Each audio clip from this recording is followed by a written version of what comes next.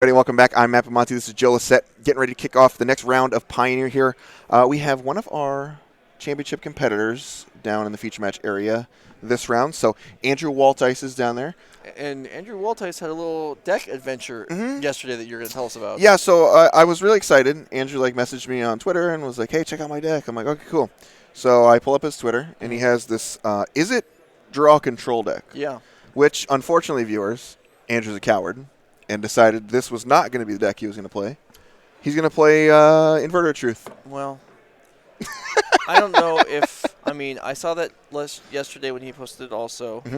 And yeah, you could describe him as cowardly for not playing it. However, I think it was probably wise. That's another one. That's a synonym for coward. It did not look good. No. So, okay. So all right.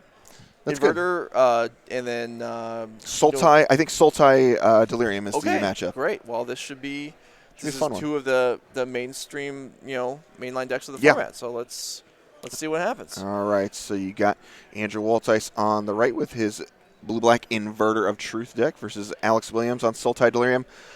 Pretty excited about this one. I watched a lot of Inverter matchups, but I don't know if I've seen a ton of it versus Sultai Delirium. So we'll see how it goes. Alex is going to shock in an Overgrown Tomb on turn 1 and lead with Thoughtseize. So looks like Andrew's on a mulligan to 6 here. He's got just off the screen there. We'll get him to scooch the cards back in so we can see what's going on. Looks like Andrew's got a couple lands there, couple Fatal Push. Fatal Passage Island, 2 Fatal Push. Yeah. And I think there's a Thoughtseize in that pile. Yeah, there's a Thoughtseize, Drown in the Lock, and a Dig Through Time. All right. It's not a mulligan. Nope, there is 7 cards in there. Yep. So that's a little no cantrips and only 2 land. This could be a little troubling. Yep. All right. So I was actually thinking that maybe against Inverter is a matchup where you wouldn't necessarily use your Thoughtseize on turn 1. Yeah. If your mana curve is going to be full and you don't have anything else to do on turn 1, then obviously you're throwing it out. Yeah, it looks like he's pretty chocked full of things to do here. There's a Jace, and that's gonna run into one of these Fatal Push here next turn for Andrew. Looks like Andrew's pickup for that turn was a Inverter of Truth also. So yeah, that would be the primary reason to wait on the Thoughtseize is try and hit Inverter. Yeah, you want to hit an Inverter or a Jace, something that's more of a payoff. Although it is a little bit scary if it's your only discard spell against opposing Thoughtseizes. Yeah. So there's could go either way. Jace has turned out to be more of a nuisance just played straight up, even without the combo than I expected. Yeah. All it does is draw cards and power up Dig Through Time. That turns out to be fairly reasonable. Also, it's a pretty good way. It's pretty good at disrupting other Inverter players. Yeah, that's fair. I don't think Andrew's hit his 3rd land here, which would be I don't believe he has either. He has a Thassa's Oracle, which would help him hit the 4th land. Man. Was that an Omen? Looked like another Fatal Push actually, okay. Joe. Well, yeah, if it was an Omen, I'm sure it would have run out immediately. Yeah. All right, so Alex on 3 lands here, plays his 4th for the turn. Gonna go for, looks like, Satyr Wayfinder. This isn't really ideally what you want if you're Alex. Like, your opponent's stuck, and you know they have Fatal Push, and you're playing either things that get Fatal Pushed or things your opponent's not even going to bother Fatal Pushing. Yeah. All right, so choice of lands in there. Going to go ahead and take a Breeding Pool. Not milling over anything of consequence either. Yeah. That would be primarily being Uro. Yeah. Titan of Nature's Wrath or Wrath of Titan Nature or some combination of a few of those words. Just trying to help out our director to bring the card up on camera if we get that at some point. Guy can't buy a break. Here's a Traverse the Ulvenwald here.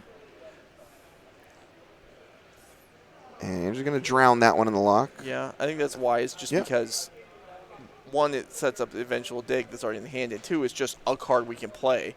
And we need to slow our opponent down until we draw something that, draw lands. Thoughtseize does it there, so it looks like there's a land hanging out, a Fatal Push. I think it's an Abrupt Decay in the middle there. So. Okay. Well, I think we're taking push, but maybe decay? I think we take push here. Okay. As they can kill Inverter. Yep, there goes a push. There's a Abrupt Decay and a Breeding Pool hanging out. And Andrew's down to 16, I believe, here. Could just be, yeah, down to 16. 18. Yeah, just missing the lands here. I mean, Andrew's in good shape, all things considered, for missing lands for so many turns. Well, that's the thing. Alex has got to be a little disappointed he's not punishing Andrew further here. Yeah. Because if Andrew draws a blue source here, then Dig Through Time can fire off, and then he's basically right back in the game, facing down a measly 1/1. Yeah. Satyr Wayfinder not the toughest. All right, so Alex going to take a land out of his deck and going to draw another island here. So, yeah, smacks Andrew for 1 here. Andrew down to 17. Breeding Pool. I watched another game in the second round off camera just at the tables, and it was Lotus Breach against Sulta Delirium, and Delirium had 2 Wayfinders out and attacked for 5 turns in a row and did nothing else, and then the Lotus Breach just won the game. All right. And that's certainly something that's possible future here. Yeah, and Alex picked up another land for the turn there, and Andrew going to say, you know what, I want the pressure off the board, so fires it off, and I think it's another Fatal Push in hand. That might be, is that all of them? It's got to be his 4th one. Yeah, it looks like a so. promo Fatal Push there. So, both players just kind of staring at each other. Oh my goodness. Another way to power up Dig Through Time is to discard the hand size. Yeah. Well, there's an Ishkanai in there for Alex. Now, that one's going to be some action. That's going to need a Drown in the Lock from Andrew, or else it's just going to take over the board and add a lot of pressure. Yeah, that one's pretty big. It's at 3/5, and he definitely has Delirium enabled. Andrew going to Fatal Push one of the tokens. All right. Okay. All right. Andrew rips an island, just what he needed, so he has no grounds to complain about this game whatsoever. Yep. I mean, when you call a card out and you draw it immediately. It's great. Yeah. All right, so we need to dig into land, inverter, have Alex do nothing, and then win the game. Yep. Basically anything other than that. And Andrew's going to be going first in game 2. So Andrew takes 5 here. And go down to 11. I think Andrew just has a combo in hand. He just needs time. And there's an Uro. Well, that is not going to allow time. Although we're not. I think he has a dead on the board. I think because if I think Andrew actually has everything. He has a Mystical Dispute in hand. I think. Oh well, that will work. Although taking the turn off from casting the dig is also unfortunate. Oh yeah, I agree. But yeah, okay. So if we do this, we get hit for 5 more. Activation won't kill us. Okay. Okay. Oh, it's got another. Is this the 4th Fatal? That's the 4th Fatal Push. Okay. Yeah, Andrew needs to dig for lands now if he's going to go. Yeah. No, I agree. All right, so misses we needed, on another land. I mean, I suppose digging now versus digging next turn, as long as you hit the right cards, it won't matter because you're going to play a 4-drop next turn, whether you're on their 4th or 5th land. But okay. Who knows what else we could have turned up that might matter. Yeah, if you could have taken like a land, then I don't know. I guess not a lot is too worthwhile. It feels like, well, if we're just digging for sure, and obviously we're not doing anything else, we're not fatal pushing since we already used them all somehow, then we might as well just do it right away. Andrew has. Plus, what if the lands you get are tap lands? Sure. All right, Andrew going to take 4 here, down to 7. Looks like Tireless Tracker might have been the pickup for Alex. Tireless Tracker. And there's a land to get a clue for Alex. All right, so passes, and Andrew's going to say at your end step, going to go ahead and dig through time. Activation on Ishkanai is 7 mana. That's is that correct, right? yes. Okay, so we can't. I think we're still alive. He is still alive, yeah. With Andrew's a blocker. See, dig through time here, the powerful Delve spell. 6 blue, instant Delve, so it's going to cost Andrew 2 mana here. Look at the top 7 cards of your library, put 2 of them into your hand, and the rest in the bottom of your library in any order. Andrew's trying to figure out how he wants to Delve here. He wants to Delve the max, so. Yeah, I would expect that. There is the inverter. There is a land. Okay. I think he has an Oracle in hand as well. Yeah. I think he has both combo pieces. Oh, okay. Well, he definitely has Oracle already. Yeah, he just needs lands here. Okay. Well, all right. We need a black source. Yeah, so he's got an Urborg hanging out in there. That's that. Okay. I mean, Andrew has the combo pieces. He just has to survive. There's an Abrupt Decay in Alex's hand. He's going to need some help, though. As a second Oracle. Also, we're not at a point where Inverter and then Oracle is going to win the game. Right. There's too many cards in the I believe too many cards. The 4 cards spread out, I believe, for the graveyard. Yep. All right, so here comes... Unless there's 2 Oracles. There is 2 Oracles in his hand. Okay, well, then there are enough cards to win next turn. All right, so, yep, Inverter goes out. He doesn't have enough... Does he have enough? He doesn't have a mana, though, to play the Oracles, though. Oh, that is correct. And I believe there was a Drown Yard Catacomb. A Drown Catacomb, yeah. Drown Catacomb, and we took the Urborg instead. Maybe that was... I guess we couldn't have drawn the 4th island anyway. Right. Because we already know what the deck is. Yeah. So maybe we're stuck either way. But this doesn't appear to be a win next turn. Yeah, it doesn't look like it. So there's a Fatal Push. Okay. Yeah, after the clue. All right. We're not even get that far, but yeah, I'm not sure that we were going to win anyway. Yeah, I don't think Andrew could have won that turn. But anyways, Alex Williams going to pick up game number 1. It was an interesting back and forth. Andrew needed lands, obviously. Yeah. He had all the pieces, and he just didn't have enough time. Yeah. Several Fatal Pushes, but not enough. Yeah, an argument could be made that opening him is a mulligan. Yeah. Just with the 2 lands, no cantrips. And with no 2 lands, no cantrips, and this is a deck that needs you can't do anything of relevance besides early defense until you have 4 land. And even if you miss 1 land, I mean, he actually didn't even get to the 3rd one for a long time. But even if you miss the 4th one, you're in trouble. Yeah, for sure. All right, so let's check out the sideboards here for these guys. I'll talk about Alex Williams' sideboard here. He's got 3 Mystical Disputes, 3 Leyline of the Voids, 2 Damping Spheres, a Disdainful Stroke, a lot of blue cards, Reclamation Sage, a Kalidas, Trader of Get, a Brain Maggot, Sultai Charm, Noxious Grasp, and a Tyrant Scorn. He's got a lot of stuff going on here. I mean, obviously the Leyline of the Voids, you and I talked about that, I believe, in round 1. And then these Mystical Disputes are pretty good. Disdainful Stroke's also powerful. Yeah, all those. I think Stroke is probably better than Dispute, but I think if you're going to bring in both sets, I think that's fine. The Brain Maggot is probably okay. It's just another discard spell. I think there's... I don't know that we want anything else. Kalidas probably, we don't really care about that. Tyrant Scorn, I don't know about that either. I mean, you could bounce Oracle to try and disrupt a combo win, but I don't think we're going to mess with that. Yeah. Yeah, I like a lot of the cards. I'm just taking a peek at his main deck there. Those Fatal Pushes aren't fantastic. They're okay. I don't know. Like Walking Ballista is probably nonsense. Yeah, Courser Crufix. Ballista is definitely, I think, worth nothing. Okay. I don't think we want 4 Fatal Pushes, but we might want a couple. Okay. All right, so taking a peek at Andrew's sideboard, he's got a bunch of stuff here. 1 Cry of the Carnarium, 1 Witch's Vengeance, 1 Languish, 2 Agonizing Remorse, a Mystical Dispute, a Negate, a Kalidas of his own, 2 Damping Sphere, a Legion's End, a Murderous Rider, and 3 Pack Rat. Okay, so this is definitely a different kind of than the sideboards we've been looking at last week at the player that I looked at last week at the player store. I think we are going to.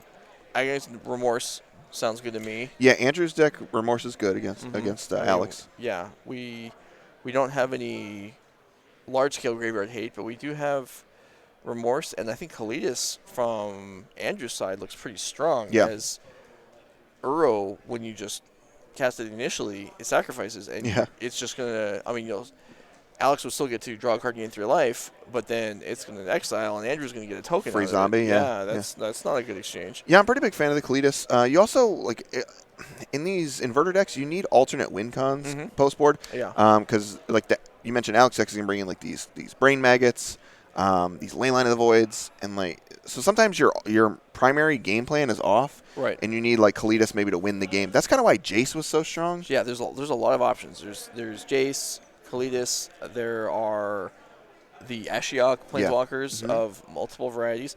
I still can't get over the fact that there are 3 Ashioks in Pioneer. Yeah, that just seems crazy to me. Yeah, I don't even think there's 3 in Legacy. Is there 3? And yet there's 3 in Pioneer. Is there 3 more? Is there more Ashioks than Elspeth? There are also 3 Elspeths. Okay, that's right. Yeah. It's kind of wild. Yeah, I think Andrew's going to go to some of these. I don't think Languish is where you want to be in this matchup. Most of the creatures, you just want to be 1-for-1ing, and I think he's just going to be, as you mentioned, Kalidas sounds pretty good. Yeah. Murderous Rider's probably okay. It's probably fine. I think it's probably fine. Okay. Now the Pack Rats, this would be the player's guessing, like, oh, are you taking out your removal? Yeah. Okay, I'll bring in pack rats. Or what? And if this was at an event now where deck list information was available, that might influence. But Alex is not going to know that Andrew has 3 pack rats in his deck because that's something that is a known possibility. Right. But that's far from being a certainty. So I don't think a full set of Fatal Push are staying in Alex's deck. Yeah, we mentioned the bob and weave on Fatal Push, and I think if Alex knew pack rat was coming in, he'd probably be more inclined to leave some of the Fatal Push in. Yeah. But also, it's possible with some of his draws, Alex will just overpower the pack rats naturally with Ishkana and with Uro. So I don't know. I feel like this is a question where you would have to actually play the matchup to know. This is hard to speculate on. Yeah, for sure. All right, so we're going to get rolling for game number 2 here. Andrew Waltice leads on an island and sends it back to Alex. Alex has another turn 1 Thoughtseize available if he so chooses. Looks like he's going to fire it off. Yeah. All right, much safer, man. In fact, basically all landing cantrips this time. Yeah, wow. Which is and the 1 payoff in the pack rat. I mean, I'd be shocked if Alex doesn't actually have to take that here. Well, that depends on Alex's hand. Yeah. If he has any single removal spell, then I think we're probably taking the dig through time. Sure. But if we don't, yeah, maybe we take the pack rat. And there you go. All right. So pack rat down. Really already a victory for Andrew. Yeah, I agree with you. I agree with you. You see pack rat here, a powerful card from Return to Ravnica for 2 mana. The rat is star, so its power and toughness is equal to the number of rats you control. So it comes in as a 1/1 for 2, which is pretty embarrassing, but it starts to power itself up. So for 2 and a black, you get to discard any card in your hand, put a token onto the battlefield that's a copy of pack rat, and then you just kind of make a bunch of rats, and they scale upwards, and it kind of just overpowers the game. Yeah, and they play very well with counters and removal because you can make the rats at the end of your turn if your opponent doesn't do anything that you need to spend mana to deal with. All right, and you see Alex shocks in a Watery Grave and doesn't do anything, I think is what happened there. So Andrew going to take the time to cast Omen of the Sea. Shocking in, though, in this spot could represent Grizzly Salvage. Yep. Unlikely it's Abrupt Decay. But Salvage here would be perfectly fine use of his second turn. So Andrew going to go ahead, and he has a Watery Grave in hand. Andrew just a bunch of cantrips. Picked up an Inverter off of the Opt, I believe, on the first turn. So he just needs to develop here. Not in any hurry. This deck isn't going to put a ton of pressure on you early anyway. Okay. There's a Salvage that you mentioned there, partner. And so there's a Jace and some lands. And is that all there is? I can't make out what that right side card is. So it looks like Alex is going to take that Jace. All right. All right, so Jace is totally fine. Would flip upon first activation. Yeah. Not actually something you always want to have happen. Yeah, that's fair. All right, so Alex is going to shock in. Looks like probably holding up Mystical Dispute. Looks like he has one in hand. Jace Fault with Mystical Dispute held up would be nice. However, you would take the full 3 to hardcast Mystical Dispute to stop Inverter. Yes. All right, so Alex just sends it back here, which is an interesting turn. Yeah. Are we at a spot? It's hard for Alex to be able to tell. Though he did look at most of Andrew's hand as to whether this would be too early for Andrew to even be able to play Inverter. Yeah. Yeah, I don't think Andrew wants to play Inverter yet. Not with the dig through time hanging out in hand. I think he's better off just hanging out and doing nothing. Especially Alex's shock is in the land does nothing. Yeah. Just kind of want to strand his turn here. Yeah. So Andrew agrees, and Alex is going to go ahead and use Fabled Passage. Take out an island. Andrew maybe could consider just shocking in the land there as, even if he has nothing to do, you might be able to represent something, and the 2 life does not look likely to cost him very much this game. All right, there's that Jace, Vryn's Prodigy down for Alex. And even with an Opt in hand, we don't know what this might have been a main phaseable Opt. Yeah, that's fair. Yeah, if he has things like Thought Erasure in his hand or in his deck still. Discard spells, and also just some of the lands in these decks come into play tapped, or Choked Estuary, which comes to play tapped sometimes, and you just might want to be able to sequence your lands differently. There's Choked Estuary, going to reveal Watery Grave. And Andrew, let's see what Andrew decides to do. Well, we know the Dig Through Time is lined up. Yep. Fatal Push would still Thoughtseize also either spell for a single mana still allow doesn't disrupt the ability to play the Dig. Yeah, it looks pretty good. There's a pair of Mystical Disputes in hand. Looks like Traversal Ulvenwald and a pair of lands there also. Ooh, well that's not probably what Andrew was hoping for. Do you take the Traverse in this case? If Delirium's enabled, I think you do. Wow. Goes ahead and takes one of the Mystical Disputes. All right.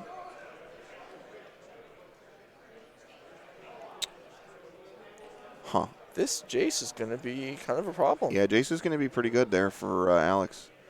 And Andrew can't really exactly line this inverter up right away. No. Because Alex could, if he has Murderous Rider in his deck, which he does have a pair of, he's able to traverse for that and just kill the inverter right away. And then, Andrew's in big trouble. All right, so you see Jace Vryn's Prodigy there. You talked about that card being a problem here. And Alex is going to go ahead and activate it here to draw a card and start to sculpt his hand a little bit. Yeah, sculpt his hand, but also there's Thoughtseize in the graveyard and Grizzly Salvage. So Jace, when it turns over, is going to be able to flashback either one of those, and with no pressure on it, there's a decent chance it'll be able to build up and then flashback something else. Or I'm sorry, it's not technically flashback, but cast from the graveyard. Yeah, he's going backwards on that Thoughtseize, as you mentioned there, partner. Yeah, I'm going to go ahead and fire it off. I like this. Andrew says, here's my hand.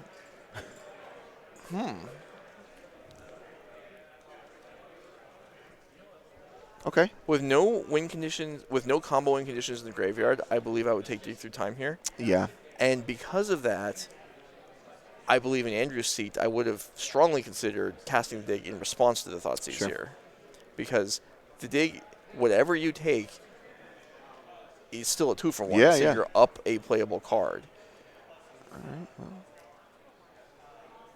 And now we're kind of stuck in a spot where we may actually have no playable cards because the inverter might not be castable right now. So. Although with Alex at 12, I suppose we could. Is that Brain Maggot?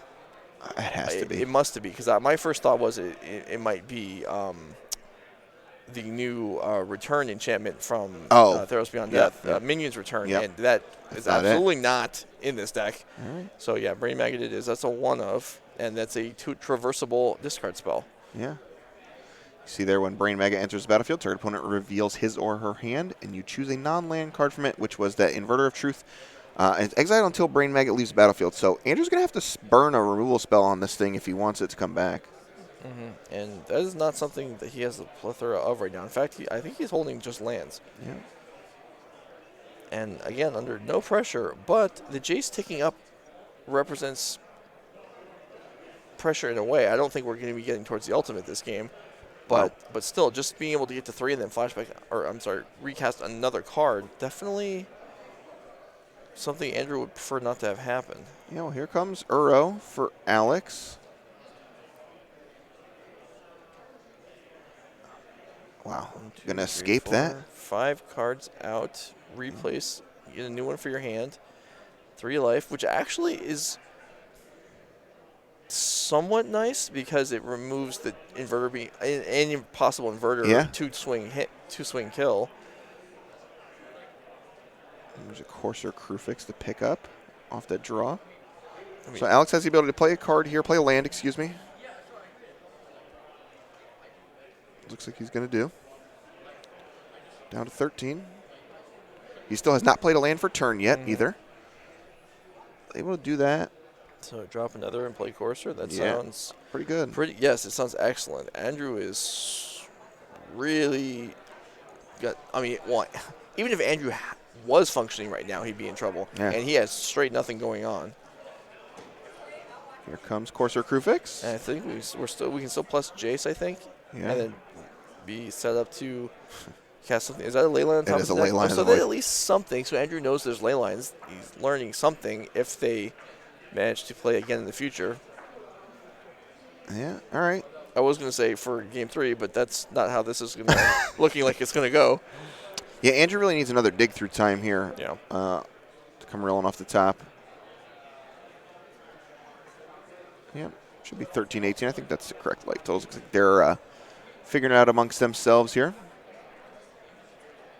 I think Andrew's down to 17, actually, from that one hit he just took from the Brain Maggot. Okay.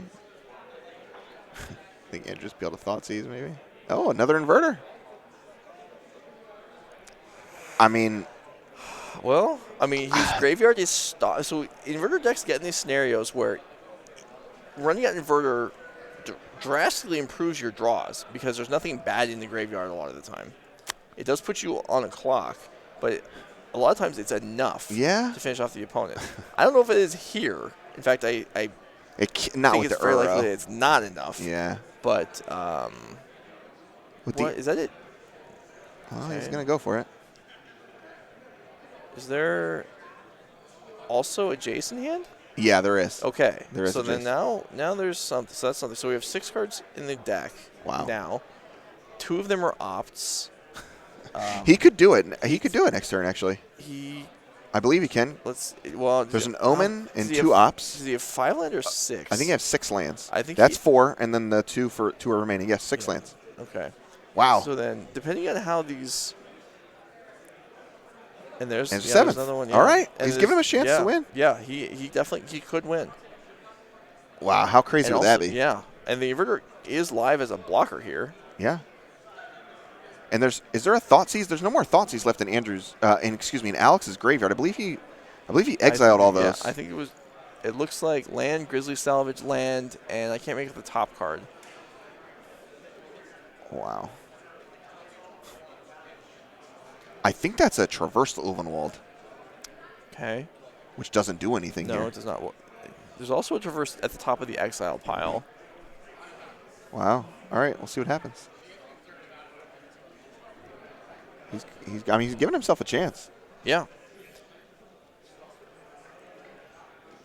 Jace can roll up on the inverter so that Uro survives combat, but that doesn't really do any good. Yeah, it doesn't really do much. And the thing is, you can't even really attack with the Brain Maggot. Right. Okay, that is what happens. Yeah, so Jace rolls up on the inverter, yeah. which would suggest that Uro's going to be the only attacker here. Yeah, Alex knows that there's a Fatal Push on top of his deck too, so that's what the draw is. And man, Andrew, if Andrew's able to hit one of his cantrips and roll into 2 more, he might get him. It's another Uro on top.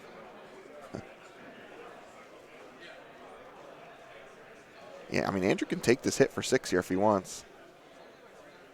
I think he should.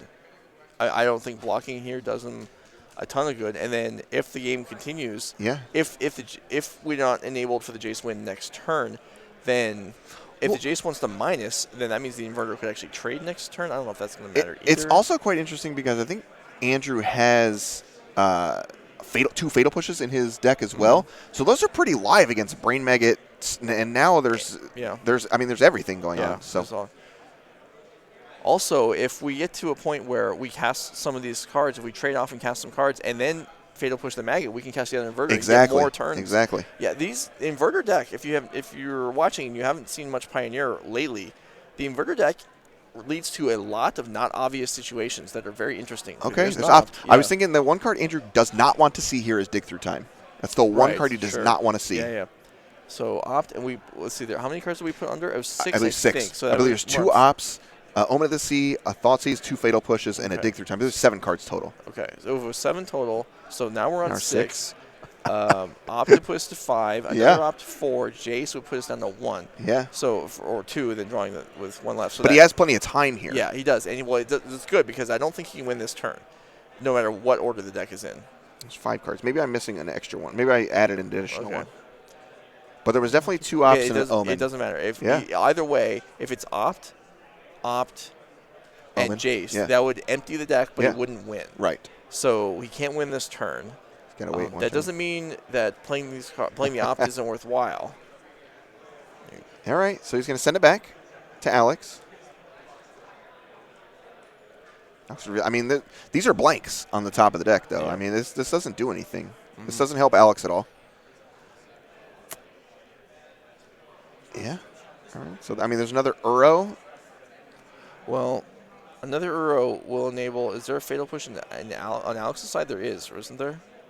So the Uro will allow Fatal Push to kill the inverter. Is that enough? 6, 7, 8, 9, 10, 11. That looks like enough to kill Andrew. So Andrew can also dig to his Fatal Push that's in his. Right, yeah. So there's a Fatal Push. There's no better time than now to fire off this opt. So you gotta try. If there's 2 in there plus an opt, we have a pretty good chance of hitting one. He left it. I mean, all right. it's either that or another redraw. Yeah. There's Omen. Okay. 1, 2. That's guaranteed. So he should. That's guaranteed to he hit should a fatal scry push. here, right? If there's 2 in there, he's guaranteed to hit 1. Okay. So if there's 2 fatal pushes, the next 2 cards are. Wow. Okay. So there's only 1 fatal push, and he found it. It was the last card in the deck, and he found it. Should be a fatal push here. Is there not fatal push? There was no fatal pushes, so that means he delved them all away. He must have delved them. Oh, wow, man. Yeah, that's brutal. Yeah, you're definitely supposed to leave one to get around it. Wow. What's the? Oh, there's a dig through time. Okay. Yeah, that's okay. So that was super cool. I mean, that was interesting. Unfortunate because I would like to see a 3rd game, but So he gave himself chances to win the game. When Andrew cast the dig through time, it was not a full delve. He delved 6, but there were cards left. Right. So he had the opportunity to choose what was left in there. Were there? Yeah, I think he should have left some of those. There was definitely fatal pushes in there. Yeah, there was definitely fatal pushes. Okay. So I think he should have left some. I don't know. Maybe it's the wrong game. I don't feel confident saying that since he drew all 4 game 1. I'm not sure there were any in game 2. Maybe that's what it was. But still, that led to an exciting game. But yeah, if there had been any removal spell at all, that would have maybe bought him that game. Yeah, it was interesting, the back and forth. I mean, we talked about how the clock starts once you play the inverter, the first inverter. Yeah. He was almost able to unlock the second one. Yeah. And then he would have won the game. The Jace was in hand, and he had it rolled up. If he would have one more turn, one more turn, he was going to be good. But so I wonder, maybe there just were no rules. There couldn't have been. Yeah. So another reason for blocking the previous turn to buy one turn because he knew the fatal push was there. That's why I was asking you about that. I thought about it, but I don't remember the exact contents of his deck there. But that would have bought him one more turn. Yeah, would have been what he needed. Because if he blocked the previous turn, because he needed to block this turn, it would have saved him 6 points. 6. Yeah. So he would have been at. We was at 11, right? So he would have been 17. He would have been facing fine. down.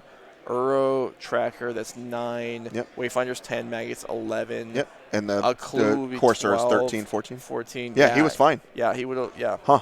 Interesting. At any rate, congrats to Alex Williams picking up another W with his Sultai kind of Delirium mid-range style deck. It looked pretty good there. Yeah. We have a backup match here. Looks like there are Bant Spirits versus Esper Controls. Okay. So Antonio Hill playing Esper Control. I believe, based on my experiences the last few weeks, which is not, there are people that played a lot more Pioneer than I have, but I definitely played a decent amount in the last few weeks. I believe that Azorius Control is unplayable because it cannot beat Lotus Breach ever. Okay. But Esper Control, replacing some of the counters with discard spells, is viable. Gotcha. In fact, I lost to it at the Players Tour. Yeah, so getting into the Trials is a card. I don't know if these blue-white decks have put in their deck, but that's definitely one that's good against Breach. It's good against Inverter. Or Inverter, excuse me. Mm. So you can see Antonio, speaking of discard spells, leads off with a Thoughtseize here. And there's Empyrean Eagle. There is a Brazen Borrower, which we didn't see in Joe Bernal's deck earlier, and then a Spell Queller hanging out. So going to take the Eagle. All right, Antonio off to a decent start here. Man, you should have seen the game that Wyatt and I did of Spectral Sailor pulling him, getting him a W against the Sultai Delirium deck. It was awesome. Really? It was really good, yeah. If anybody gets a chance to watch that, definitely suggest going back in time. Was it because of drawing cards or just because of the body? The drawing cards and also the body actually was kind of relevant. So, all right, so an Agonizing Remorse here for Antonio. Discard spells all over the place. All right. And Antonio, how many sweepers is Antonio playing? Let's see. 3 Supreme Verdicts. Okay. Wow, Ashiok Nightmare Muse you mentioned is in this deck. There's Dream Trawler. Man, this deck is Planeswalkers. Of removal, yeah. There's only 2 Fatal Push, but there's 3 Azorius Charm. All right. 3 Supreme Verdict, like you said. 3 Disallow. Yeah, Disallow is interesting. Yeah. Disallow is very interesting. That's funny. It gets the trigger on Inverter. On Inverter, right? Yeah. There's actually it gets the trigger on the Merfolk too, right? Does it get the trigger on the Merfolk? Is that a triggered ability? Oh, the Oracle? Mm-hmm. Yes, it does. Yeah, so it gets that too. Yeah. I actually saw at the last week at the Players Tour and the PTQ I was watching, I saw an Inverter trigger get stopped by a cycle on Nimble Obstructionist. Oh, no. Yeah. That's pretty good. So there's a few ways to out of That's pretty the good. blue flyers. There's a couple blue flyers that they can take care of that. Gideon on an empty board. Yeah. It's pretty good. Yeah, I mentioned Gideon in the trials, but you see Gideon ally of Zendikar here. Going to go ahead and make a Knight ally. And all right, well, I mean, hey. Okay. Christian follows up with Rattle Chains and Supreme Phantom. That's pretty good. So what do you do here? So Antonio's at 7. Where are we going here? Okay, we're taking down Gideon. Jace, or kills Gideon, excuse me. That's not an obvious choice. Yeah. I'm sure that Christian had to think about that for a few seconds. Antonio comes. As it does give Antonio an extra turn. But it is, if you do leave it alive and get Wrath, you're probably dead. Yeah. Here's a Murderous Rider. All right. So the 2 life loss definitely comes into play here on Swift End. Antonio going down to 5. Yeah. Looks like Christian drew a Selfless Spirit for the turn. But all right. I mean, he gets to play his Murderous Rider and try and gain some life back. Well, yeah. If he can stall the board for a turn, that would work. Wow. But no, he's Didn't down get in the him. air. All right. 4 exact damage in the air will drop Antonio and All allow right. Christian to win game 1 there. Cool. Yeah. I'm taking a peek here at Christian's sideboard. He's got 3 Mystical Disputes, 2 Damping Spheres, 2 Deputy Detention, 2 Eidolon of Rhetoric. Wow, okay. 2 Mist Cutter Hydras, 2 Settled Wreckage, a Disdainful Stroke, and an Archangel Avacyn. These cards are pretty good against this deck, the Esper Control deck. Yeah. That Archangel Avacyn is a beating Archangel's against these. great. Disdainful Stroke, good. It gets, well, actually, I take that back. Disdainful Stroke has the massive problem of Little Teferi making it embarrassing. Yeah, card's annoying. And also, it can't stop Supreme Verdict anyway. Yeah. Mistcutter Hydra seems excellent. Yeah. Eidolon of Rhetoric sounds good. That's the one spell a turn? It's the one that makes the, I believe it's the one that, oh, that's Eidolon of, sorry, I was thinking of Eidolon of Rhetoric was the one that has, makes the Planeswalker's abilities cost 1 more. Is that a different one? Oh. Okay, it could be that one. I think it is that one. Okay, the new one. I can't remember the white Eidolon that makes you cast 1 spell. I can't remember the name all of right. it. Yeah, I think you're right. Okay, so that one actually could come in then, and actually probably will. Yeah, a bunch of Mystical Disputes. And Mystical Disputes seems fine too, so we got a lot of options here on Christian's side.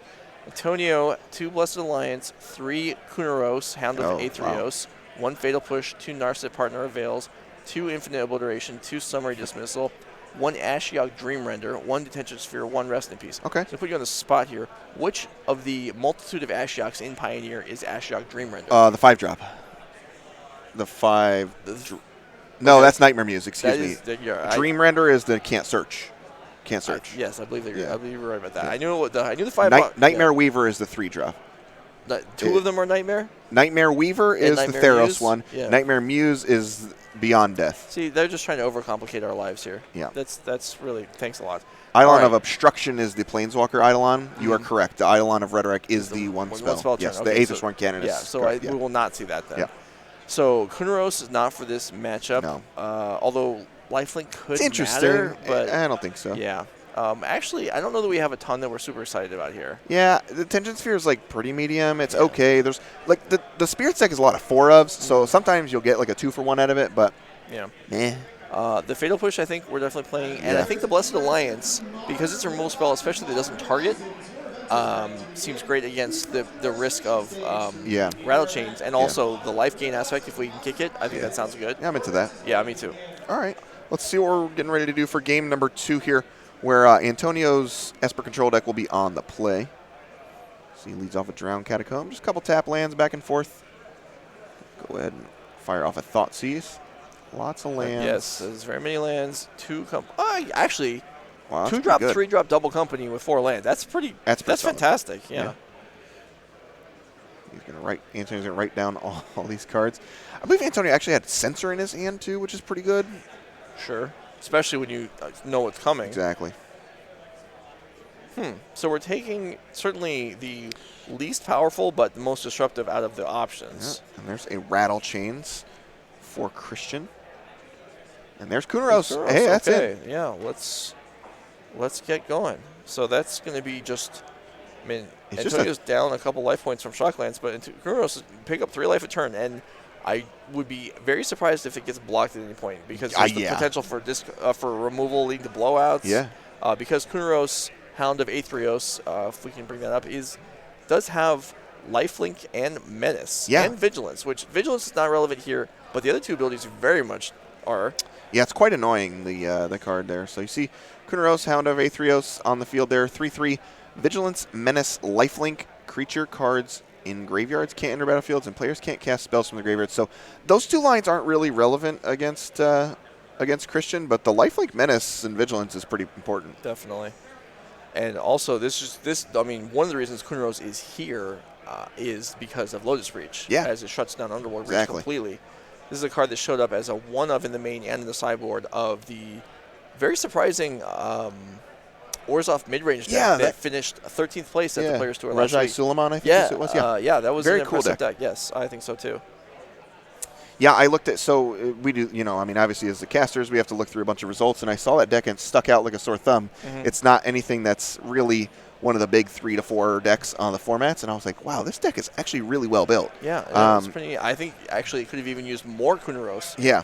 But yeah, that was a deck where being at the Players Tour, just at some point, someone's, oh, did you see this deck list is doing well? Okay, let's see it. Like, well, okay, that's a joke. Let me see the actual deck. No, it's actually really, it looks very cool. Yeah, it was very sweet. Yeah. All right, so we see as we get a little bit deeper in the game, there's a Christian still hanging on to those couple of collected companies. Antonio has Thoughtseize in hand, among other things, and he's just going to send it back. Antonio really can't act on this. I mean, he's going to get companied. Yeah, can't really hold back on the Rider because the Thoughtseize is going to be cast, and there's only 2 black available. Yeah. This is going to lead to. This is certainly not ideal timing for anyone here. Yeah. Company at the end of your own turn, but forced by the Rider. That Rattle Chains is excellent here. Yeah, and it's going to survive. And a Lord. So now, do we feel comfortable double blocking the Kunaros here? Wow, you found a Supreme Verdict. Still don't think we do.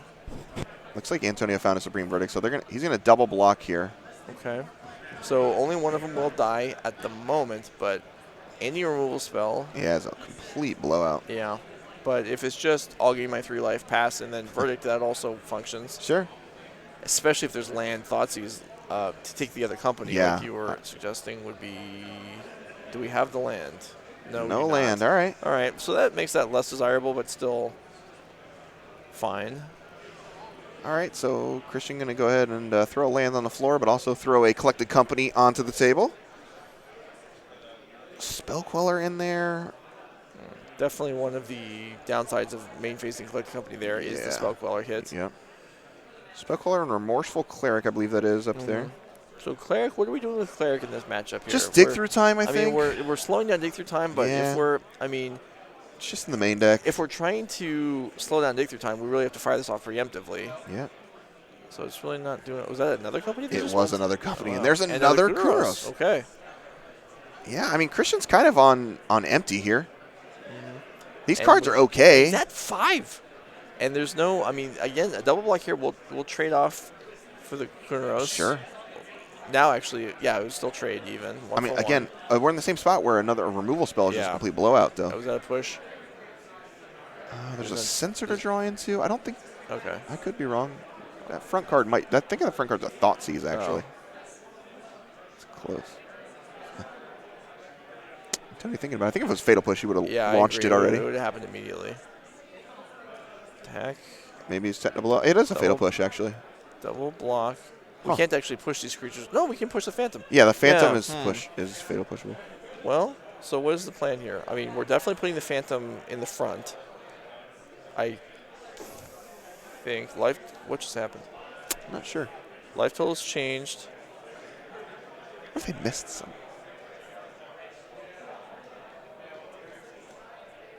It was not blocked. Christian didn't block. Okay. Yeah. That's another line I hadn't considered. Yeah.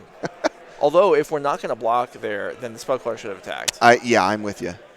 Okay, there's the Fatal Push. Or the Remorseful Cleric should have attacked. The Remorseful Cleric did attack. Okay. I was saying if we weren't going to block at all, we should have attacked with Spell Queller should have attacked with Spell Queller also. Gotcha. Christian finds himself at 2 life. Yeah. Versus this control deck. Yeah. Yeah, I mean, now he's priced into blocking. Yeah. Who needs Pack Rat? Kunaros is wrecking house. All right. So, I mean, Antonio's at 22. He has this Castle Ardenvale just hanging out, able to make some creatures. 22-2 is a huge advantage. Although, if the means does not arrive to finish off Christian, then him being 2 life may not matter. But yeah, Castle is going to, you're right, Castle is just going to take. There, 1. What are we? Yeah, this isn't going to take very long. Yeah, all right, so a couple lands in Christian's hand, and I don't know what else he has. He's got to have Rattle Chains. Another one Chump Blocker. We're trading off cards for free tokens here. Wow. This is not a good rate. Okay. Antonio looks in very good shape here, partner. And there's a Brazen Borrower off the top. Okay. Well, at least that doesn't trade. Yeah, you got to send that one back. And now we can deploy an actual attacker. Looks like it might have been Teferi off the top. 7 hits. Yeah, but I mean, Antonio's gonna have a hard time making the decision to actually cast anything here, because just making a token when your opponent's at 1 is so desirable. Yeah, I don't think. Oh, it's Little Teferi. Yeah. Jeez. Okay. Do we have a land? No. Interesting. Just bounce that thing, right? I mean, he can't recast it right now. Right. I think that's fine. Does he have a land? Yeah, that would be the reason. So we drew and didn't bounce. Yeah. Do we hit a land? No. All right. Well, I have to with Antonio 20. We have to knock out Little Teferi. Bless the Lions kicked. Well, that's I guess the fact that Antonio gets to gain life doesn't matter to us at this point. Sure.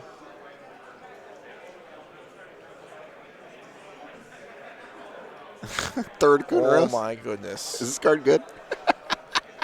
I'm sure Christian would argue that it is. I'm a big fan of this card right now. How is this even happening? Okay. This one, is this alternate art, or is this it looks like one of those full art guys? Yeah. All right. Wow. So Kuneros. Yeah. Send in the hounds, Joe. So Kuneros has 3 heads, right? Yeah. And 3 of them came into play. You so cut one off, they just keep coming back, man. 9 heads of Kuneros was enough to wipe out the Spirit stack there. That was great. That was a game. Yeah. I didn't realize there was Kuneros. So we'll jump into game 3. I didn't realize there was one. Oh, there's just 3 in the board. There's just 3 in the board, okay. yeah. I thought there was 2. No. All right. Well, fire it up. Rapid fire action. I'm a big fan of this. So Supreme Phantom has Christians on the play here. Thoughtseize. Oh, this hand's really good for Christian. He's got a Spell Queller, Empyrean Eagle, and a Collected Company, and he has the 3rd and 4th land wrapped up. So this is similar to his hand from last game, and then the dog Kuneros, happened. Yeah, the Kuneros hounds just chowed down on Christian.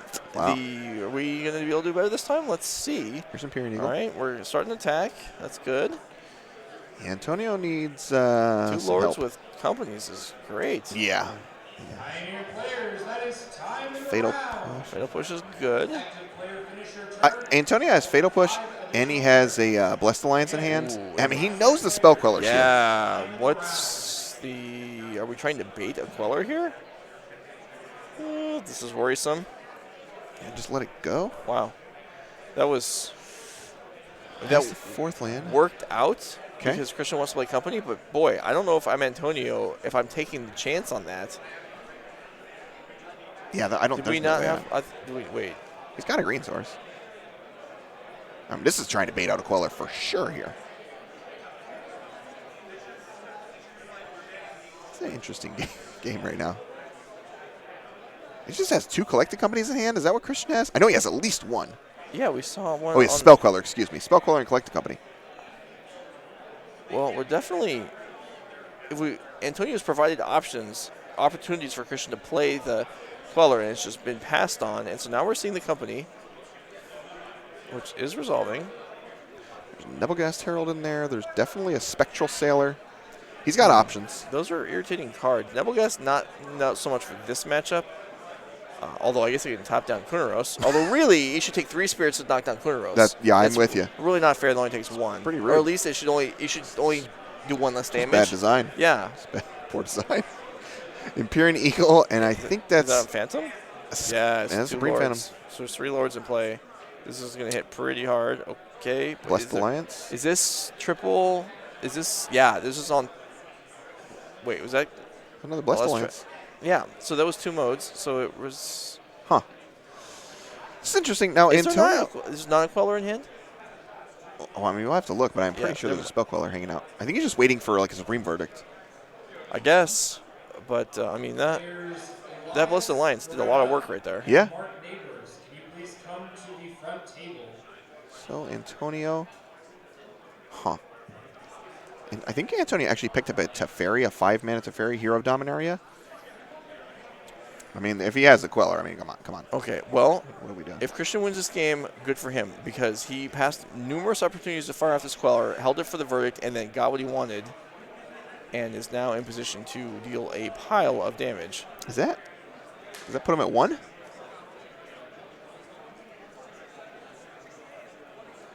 I don't know what we can possibly.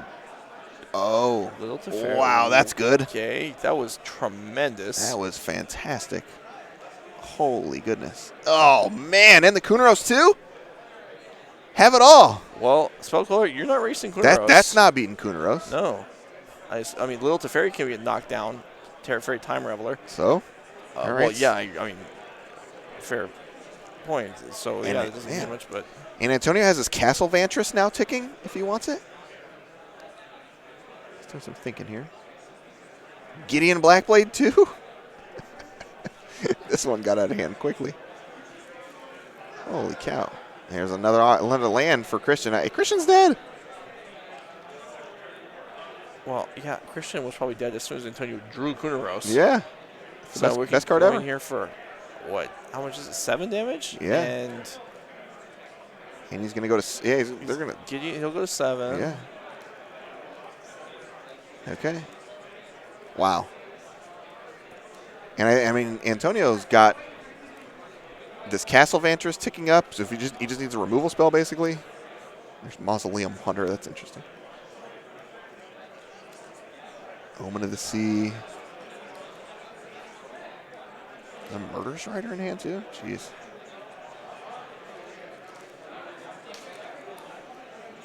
Fatal Push and Murderous Rider. Wow. Yeah, he's got him, man. Yeah. That is quite the game. Quite the turnaround for Antonio. Ooh. Yeah, it's done. All right. That was excellent to watch.